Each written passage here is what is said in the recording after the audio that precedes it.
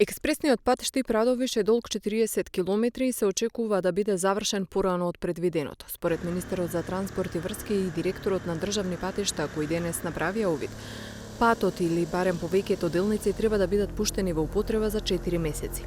Изградбата на првата делница од Штип до Бучим е во завршна фаза. Поголемиот дел е асфалтиран, осветлувањето е поставено и во моментов се монтираат еластичните огради. На втората делница од Тричешми до Радовиш во тек се подготовки за поставување на коловозната конструкција.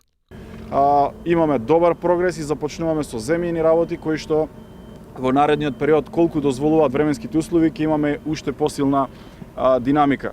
Можам да кажам дека капиталните инвестиции се движат со силно темпо и временските услови во овој дел од годината, доколку дозволат, навистина ќе можеме да имаме сериозно високо ниво на капитални инвестиции во државата.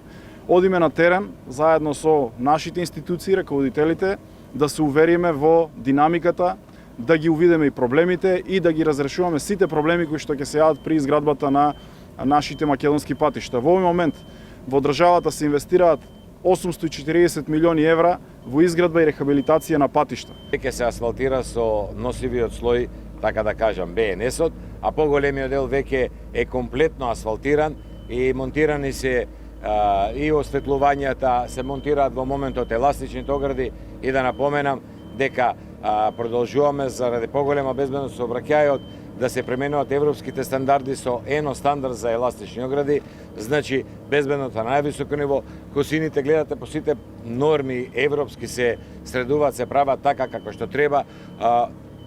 Позади нас е делот, најтешкиот дел кој што во минатиот период имаше голем број на минирања и многу често имаше помалку и застој.